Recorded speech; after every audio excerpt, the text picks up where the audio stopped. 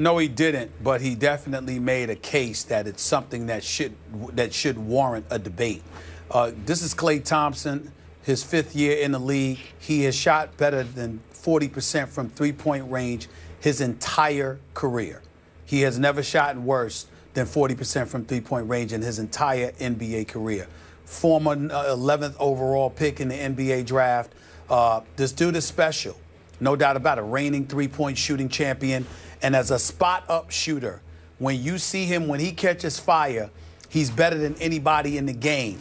But on a night-in, night-out basis, even though he's improved tremendously and he's religiously shot better, 46%, 47% from the field over the last 2 years, and obviously 43 and 42% from three-point range, this dude is a marksman extraordinaire. There's no doubt about it. And if you're going to have a debate about the best shooters in the game, it's him, it's Steph Curry, it's J.J. Redick.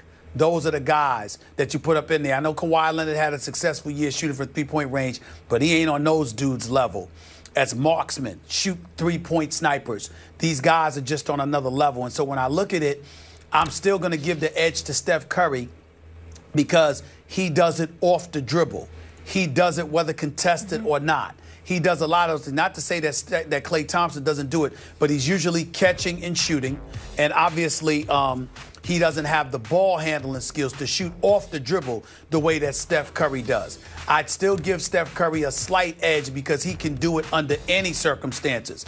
But if you're talking strictly spotting up or catching and shooting, Klay Thompson plays second fiddle to no one. It's just that Steph Curry has more of an arsenal because his jump shots can come under a myriad of circumstances, whereas Klay Thompson's three-point shooting comes off of being open, setting up, or catching and shooting off screens. That's the difference between the two. But it's a 1 and 2 thing right there, and it's definitely close. Wouldn't you agree the two best shooters you've ever seen are these two guys? I would pretty much say that, but it's hard for me to ignore that, Skip, because I've seen J.J. Redick shoot this year as well. And J.J. Redick is no joke. No, and he shot a better percentage than these guys as well. So I can't ignore that. But these two guys appear to the mind's eye, numbers aside, to my eye, they appear to be the two best shooters that I've seen. I will say this, though. I've got Hall of Famers like Reggie Miller, Ray Allen, and others who would be quick to remind me that even though they have profound respect for Klay Thompson and what he brings to the table, Klay Thompson has Steph Curry. So when they were the number one options, you're Ray Allen, you're Milwaukee, stuff like that. You know, they're the primary focus, which means they're facing elite defenders. They didn't have a Steph Curry to play with. So that is a good point on a part of a Reggie Miller, for example. It is.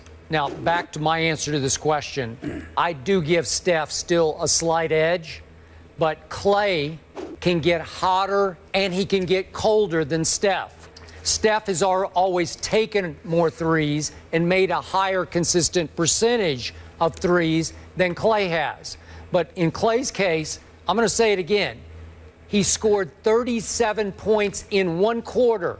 And he made 9 out of 9 threes in one quarter. That's just off the charts. I'm not sure that Ray Allen could have done that or Reggie Miller could have done that. I'm not sure. Again, he had Steph to play off of. But in Steph's case, we know what Steph did in one game at Oklahoma City in the regular season. He made 12 threes. That's the record for a regular season game. Now, Klay has the playoff record, 11 threes, also at Oklahoma City. Poor Oklahoma City. They get shot out of their own gym by these two guys. But back to Klay, he's got a 37-point quarter. He also has a 27-point quarter, 26, and 22. Well, Steph doesn't do that, although Steph has 11 20-plus quarters, but his high is only 28, 37 to 28. Steph's done it twice. So what I'm saying is, Klay can get hotter than anyone I've ever seen, including Reggie, including Ray. But in this case, you're right. He's just catching and shooting, catching and shooting. Steph can do it off the dribble. He can create his own threes at will when he's healthy. But he's not healthy right now. Yep, I got you. Only 2 players in NBA history with 200 three-pointers in 4 straight years. Who are they? Steph and Clay. No surprise there. The San Francisco Chronicle sums it up with the headline, "It's winner take all." But which team has more pressure? That is the question next. We'll get into it.